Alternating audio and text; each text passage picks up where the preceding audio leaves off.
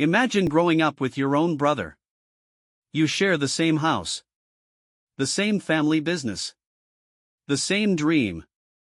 Together, you build shoes that help athletes make history. Then one day, something happens.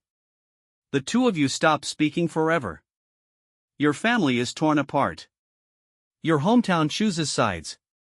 Even after both of you die, the rivalry refuses to end. Today, billions of people wear Adidas or Puma. But very few know these two global giants were born from one family, and one of the most famous business feuds in history.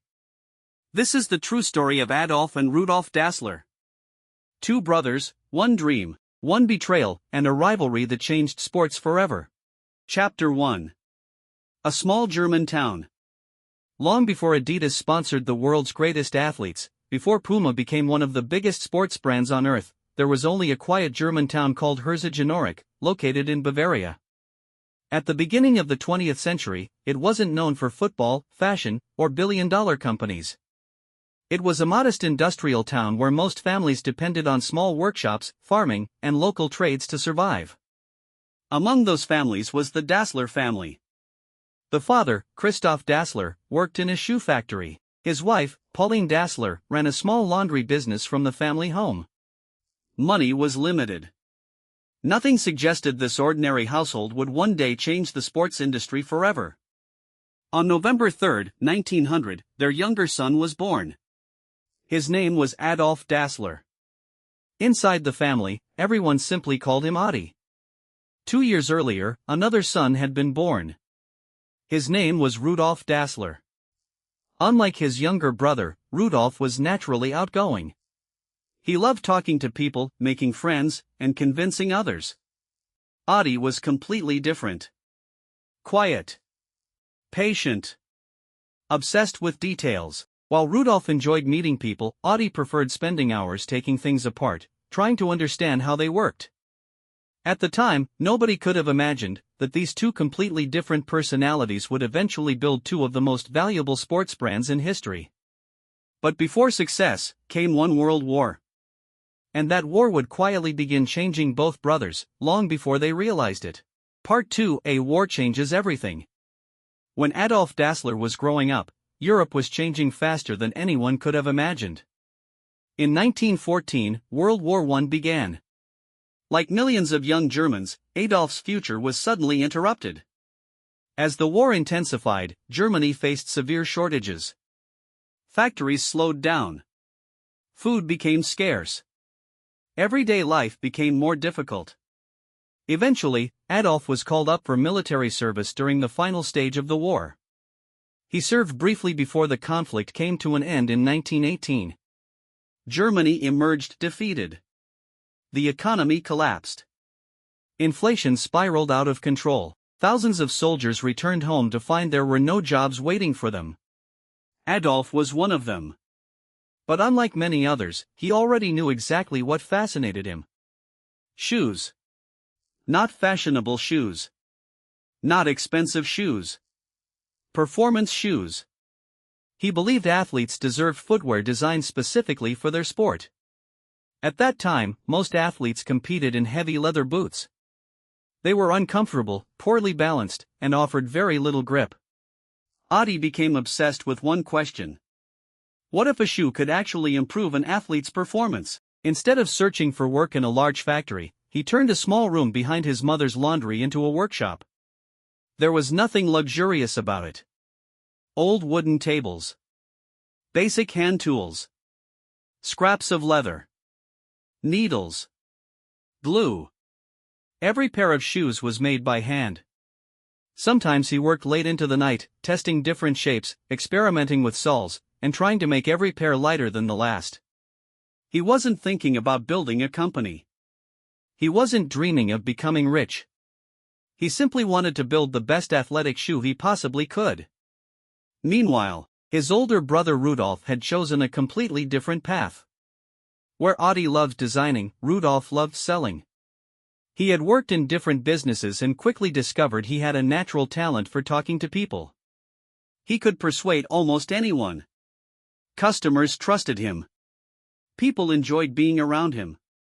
The brothers couldn't have been more different. One thought like an engineer. The other thought like a salesman.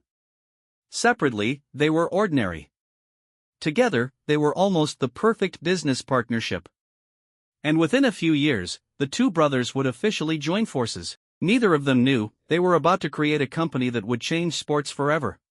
Chapter 3: The Birth of the Dassler Brothers Shoe Factory. By the early 1920s, Germany was still struggling to recover from the devastation of World War I. Inflation had wiped out people's savings. Many businesses had collapsed. Finding stable work was difficult. But inside a small workshop in Herzogenaurach, Adolf Dassler wasn't thinking about the economy. He was thinking about athletes. Every morning, he experimented with new designs. Different leather. Different stitching. Different sole patterns. Sometimes he would finish a pair, only to tear it apart a few hours later, because he believed it could be even better. For Adi, perfection was never the goal. It was the starting point. Soon, local runners and football players began wearing his handmade shoes. After every training session, Adi would ask the same question. Where did it hurt? Did you slip? Did the shoe feel too heavy? He wasn't just making shoes. He was collecting data, years before sports science became a profession. Every complaint became an improvement. Every athlete became part of the design process.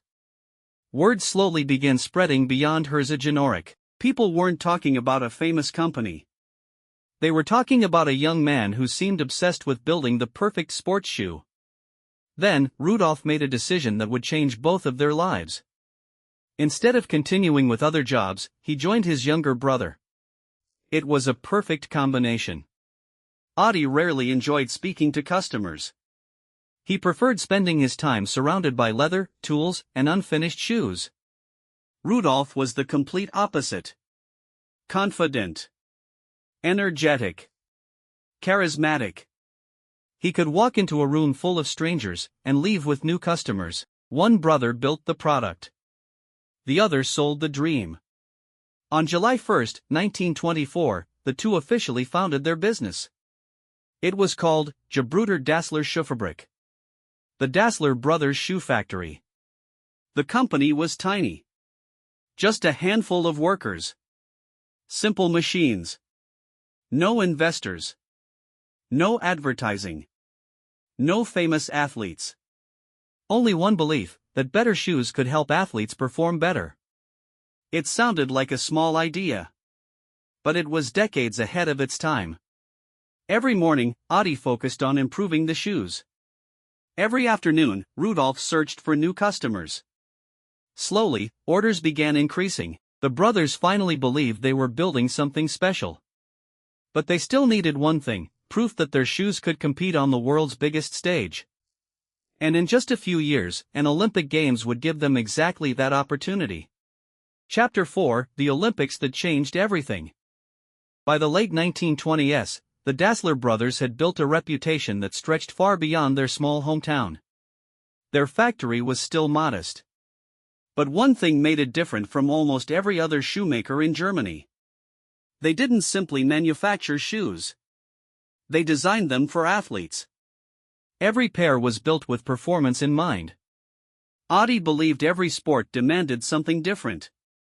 A runner shouldn't wear the same shoe as a football player. A jumper needed different support than a thrower. It was an idea that now seems obvious, but at the time, it was revolutionary. Then, in 1928, an opportunity arrived. The Summer Olympic Games were held in Amsterdam. Several German athletes competed wearing Dassler shoes. The company didn't dominate the headlines. But for Adi, it proved something far more important. His shoes could perform on the world's biggest sporting stage. Back home, he returned to the workshop with even greater determination. If Olympic athletes trusted his shoes, they had to become even better. Over the next several years, Adi experimented constantly. He adjusted leather thickness, changed stitching patterns, tested different sole designs, and continued refining one feature that fascinated him the most: running spikes. Every improvement was measured in fractions. A little more grip. A little less weight. A slightly better fit. To most people, they looked like small changes. To an elite athlete, they could mean the difference between winning and losing. Meanwhile, Rudolf was doing what he did best. Traveling. Meeting coaches. Building relationships with sports clubs. Convincing athletes to try shoes made in a quiet German town most people had never heard of. The partnership seemed unstoppable. Adi created. Rudolf sold. Business continued to grow.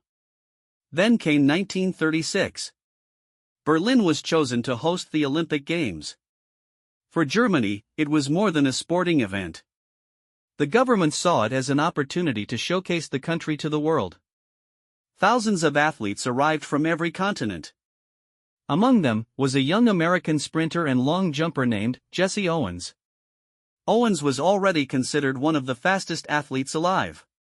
But before one of the biggest competitions of his life, something unexpected happened. Adi Dassler wanted him to wear Dassler shoes. It was a bold decision. An American athlete, at an Olympic Games hosted by Germany, wearing shoes made by a small family company from Herzogenaurach. Nobody could have predicted that this meeting would become one of the most famous moments in sports business history. Chapter 5: The Athlete Who Changed Everything. Berlin. Summer. The Olympic Games had begun. Thousands of athletes from around the world arrived in Germany to compete on the biggest sporting stage on earth. For Adolf Dassler, this was more than just another competition. It was the opportunity he had been chasing for years. His shoes had already earned respect among German athletes. But if the world's greatest competitors trusted his designs, everything could change. Among the athletes arriving in Berlin, one man stood above all the others. Jesse Owens, a young American sprinter and long jumper whose speed had already attracted international attention. Owens wasn't just chasing medals. He was competing under extraordinary pressure. The political atmosphere surrounding the games made every victory far more significant than sport alone. Sometime before his events began, Adolf Dassler found an opportunity to meet Owens. Accounts differ on the exact details of the meeting. But historians broadly agree that Owens accepted a pair of handcrafted Dassler running shoes. For Adi, it was a remarkable moment. A shoemaker from a small German town had convinced one of the world's greatest athletes to trust his work. Then the races began. Owens exploded out of the starting blocks. He won the 100-meter sprint. Then the 200 meters. He claimed victory in the long jump. And finally, he helped the United States win gold in the 4x100-meter relay. By the end of the games, Jesse Owens had won 4 Olympic gold medals. His performances became one of the defining stories of the 1936 Olympics. For the Dassler brothers, the impact was enormous. Newspapers around Europe began mentioning the athlete wearing Dassler shoes. Coaches took notice. Sports clubs became curious. Letters started arriving from outside Germany. For the first time, their workshop wasn't just serving local athletes. It was attracting international attention. Orders increased. The factory became busier than ever. Workers struggled to keep up with demand. What had started as a small family business was beginning to look like a serious sports company. For Adolf, the success confirmed everything he had believed since the beginning. Great athletes deserved shoes built specifically for performance. For Rudolf, it proved something equally important. A powerful story could sell a product around the world. Together, they had created the perfect combination. One built innovation. The other built the business. It seemed as though nothing could stop them. But behind the growing success, small cracks had already begun to appear. Differences that had once made the brothers stronger were slowly becoming impossible to ignore. And before long, those cracks would grow into a conflict that would divide not only their company, but an entire family. Chapter 6: Success begins to divide the brothers. By the late 1930s, the Dassler brothers' shoe factory had become one of Germany's most respected athletic shoe manufacturers. Their shoes were now worn by athletes across Europe. Orders continued to grow. The factory expanded. More workers were hired. For the first time, the brothers had achieved the success they had dreamed about years earlier. But success has a way of revealing differences that struggle often hides. Inside the factory, Adolf and Rudolf were beginning to move in completely different directions. Adi remained exactly as he had always been. Quiet. Methodical. Almost every hour of his day was spent inside the workshop.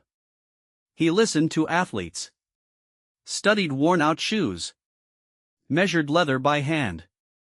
He believed the product should always come first. If the shoes were better than everyone else's, customers would eventually find them. Rudolf saw the business differently. He loved negotiating. Meeting retailers. Building relationships. Opening new markets. To him, the best product in the world meant very little if nobody knew it existed. In many ways, both brothers were right. The company needed Adi's innovation. It also needed Rudolf's ability to sell that innovation. For years, those differences had balanced each other.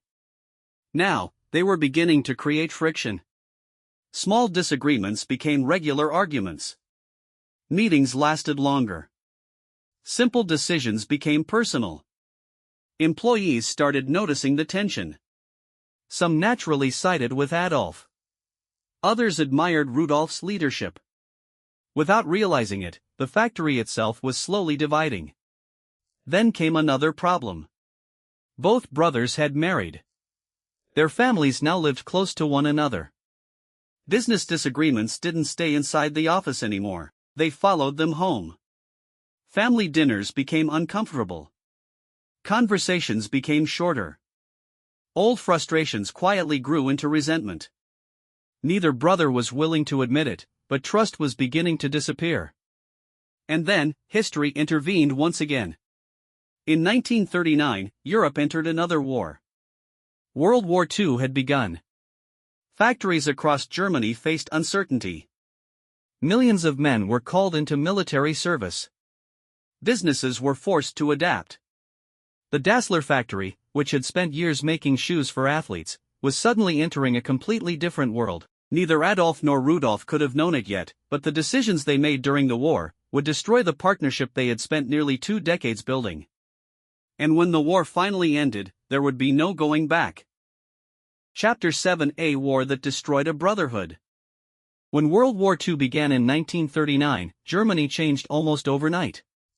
Civilian industries were increasingly redirected toward the war effort. Like many manufacturers across the country, the Dassler brothers' shoe factory could no longer focus only on athletic shoes. The business was drawn into the realities of wartime production. Resources became scarce. Leather was harder to obtain. Government regulations became stricter. The factory had to adapt to survive. At the same time, the two brothers found themselves on different paths. Rudolf Dassler was called up for military service. Adolf remained more closely involved with the factory and its day-to-day operations. The distance between them was no longer just emotional. It had become physical. Letters replaced conversations. Decisions were made without both brothers sitting in the same room. As the war continued, misunderstandings became easier. Trust became harder. Exactly what caused the final breakdown between Adolf and Rudolf is still debated by historians. There is no single event that fully explains it. Instead, most researchers point to a combination of personal disagreements, family tensions, business conflicts, and the extraordinary pressures of wartime Germany. Over the years, stories have circulated about arguments inside air raid shelters, about misunderstandings between family members, and about suspicions that grew during the war. Some accounts have become part of the rivalries legend. Others remain impossible to verify with certainty. What is clear is that by the final years of the war, the relationship between the brothers had been deeply damaged. Then, in 1945, Germany surrendered. The war was over. But peace did not bring the brothers back together. If anything, their relationship deteriorated even further. Rudolf became convinced that Adolf had not stood by him during the war. Adolf rejected that view. Neither brother was willing to forgive the other. Conversations turned into accusations. Accusations turned into silence. After spending more than 20 years building a company together, the two men reached a point where they could no longer work side by side. The partnership that had once seemed unstoppable was collapsing. And soon, the Dassler brothers' shoe factory would cease to exist. In its place, two new companies would be born. Companies that would spend the next century competing against each other. Chapter 8: The day two brothers became rivals. By the end of the war, there was almost nothing left to save. The trust between Adolf and Rudolf Dassler had disappeared. Family meetings achieved nothing. Business discussions ended in arguments. Employees could see it. Friends could see it. Even the people of Herzogenaurach understood, the two brothers were never going to work together again. In 1948, after nearly 24 years of building the company side by side, the Dassler brothers' shoe factory was officially divided. The business, the equipment, the employees, and even the factory itself, had to be split. It wasn't simply the end of a partnership. It was the end of a family. The separation reached beyond the factory walls. Workers were forced to make a choice. Would they follow Adolf or Rudolf? Some stayed loyal to the quiet engineer who designed the shoes. Others believed in the charismatic salesman who had helped build the business. For many employees, there was no easy answer. They weren't choosing between two companies. They were choosing between two brothers. Adolf kept the factory on one side of the Aurach River. Rudolf established his new company on the opposite side. A river that had once connected the town now symbolized a divide that seemed impossible to cross. At first, Adolf gave his new company a simple name: Adidas. It combined the first letters of his nickname, Adi, with the first letters of his surname, Dassler. But the name didn't sound right. Soon, he made a small adjustment. One extra letter. Adidas. A name that would eventually become one of the most recognizable brands in the world. Rudolf also searched for the perfect identity. His first choice was Ruda, combining his own first and last names. But he quickly abandoned it. Instead, he chose a shorter, stronger name. Puma. Fast. Powerful. Agile. Everything he wanted his brand to represent. Within months, the brothers who had once shared a single workshop were competing against each other. Every athlete signed by Adidas was a missed opportunity for Puma. Every Puma victory was a challenge directed at Adidas. The rivalry had officially begun. But the competition didn't stop with shoes. It spread across an entire town. People whispered about which factory someone worked for. Friendships became complicated. Families avoided discussing the subject. Some local businesses quietly favored one company over the other. Even football clubs gradually became associated with one side or the other. Herzogenaurach was no longer just a small German town. It had become the hometown of one of the greatest business rivalries in history. And this was only the beginning. Because over the next few decades, Adidas and Puma wouldn't just compete for customers. They would fight for the greatest athletes, the biggest tournaments, and ultimately, the future of global sports itself. Chapter 9: The Battle for the World. By the early 1950s, Adidas and Puma were no longer local businesses. They had become fierce competitors, each determined to prove it made the world's best athletic shoes. The rivalry pushed both companies to innovate faster than ever before. Every improvement mattered. A lighter boot. A stronger sole. Better grip. More comfort. Neither brother wanted to fall behind. But Adolf Dassler had become obsessed with one particular sport: football. He believed football boots could still be dramatically improved. Most boots of the time had fixed metal studs. They worked well on dry ground, but when rain turned a pitch into mud, players often lost their footing. Adi began experimenting with a different idea: football boots with replaceable screw-in studs. Players could use shorter studs on firm ground, and longer ones when the pitch became wet and slippery. It was a simple idea. But in elite sport, small advantages often change history. Then came 1954. The FIFA World Cup. Held in Switzerland. Few people expected West Germany to reach the final. Their opponents were Hungary, a team many considered almost unbeatable. Hungary had gone years without losing an international match. Most football experts believed the final was already decided before it even began. Then, the weather changed. Heavy rain fell over the stadium. The pitch became soaked. Conditions grew worse with every passing minute. Before kickoff, Adolf Dassler made one final adjustment. The West German players changed the studs on their Adidas boots to suit the wet field. As the match unfolded, the German players appeared to keep their footing more consistently despite the difficult conditions. West Germany fought back from an early deficit and stunned the football world, winning the final 3-2. The match later became known as the Miracle of Bern. Historians agree that many factors contributed to the victory. The team's tactics, their determination, their physical preparation, and the changing conditions during the match. Adidas replaceable studs have often been highlighted as one important innovation that may have provided an advantage on the rain-soaked pitch, though they were only one part of a much bigger story. For Adidas, the impact was enormous. Newspapers around the world published photographs of the victorious team. Coaches wanted the same boots, players wanted the same technology. Orders flooded into the company. Almost overnight, Adidas became one of the most respected names in world football. For Rudolf Dassler, watching his brother's company receive global attention was a painful reminder. The rivalry had entered a new phase. It was no longer just personal. Now, it was a battle for the future of world sport. And Rudolf had no intention of letting Adidas dominate without a fight. Chapter 10: A legacy greater than the feud. The rivalry between Adidas and Puma did not end with Adolf and Rudolf Dassler. If anything, it became even bigger. Both companies continued to expand across the world. Adidas grew into one of the most recognizable names in global sport. From football stadiums, to Olympic tracks, to basketball courts, its three stripes became a symbol of athletic excellence. Puma followed its own path. The company partnered with world-class athletes, championship-winning teams, and some of the biggest names in football, motorsport, and athletics.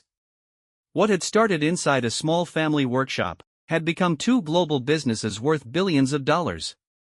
Yet behind every product, every logo, and every championship, there remained a story that most customers never knew. The story of two brothers who once believed they were building the same dream. For decades, the rivalry defined Herzogenaurach. But history has a quiet way of healing old wounds. In 2009, something remarkable happened. Employees from Adidas and Puma came together for a friendly football match. The event was part of the Peace One Day initiative, which encourages non-violence around the world. It wasn't about deciding which company was better. It was about closing a chapter that had lasted for generations. The match could not erase the pain between Adolf and Rudolf. Nor could it rewrite history. But it sent a simple message. The next generation did not have to inherit the same division. Today, millions of people wear Adidas or Puma without thinking twice. They choose a design, a color, or a favorite athlete. Few realize that every pair carries the legacy of one family, and one of the most extraordinary rivalries in business history. Perhaps the greatest lesson isn't about shoes, or marketing, or billion-dollar companies. It's about people. Success can build empires. But pride can destroy relationships. Adolf and Rudolf Dassler changed the world of sport forever. Their innovations helped athletes perform better. Their competition transformed sports marketing. Their companies inspired countless businesses that followed. But neither brother ever regained what they had lost. The chance to be family again. Maybe that's why this story still matters today. Not because it gave us Adidas. Not because it gave us Puma. But because it reminds us that sometimes the greatest victories in business come with the greatest personal cost. Thank you for watching. If you enjoyed this documentary and want to discover the untold stories behind the world's biggest companies, consider subscribing to the Business Archive by Walker. Because behind every billion-dollar brand, there's a story almost nobody knows. And we'll see you in the next documentary.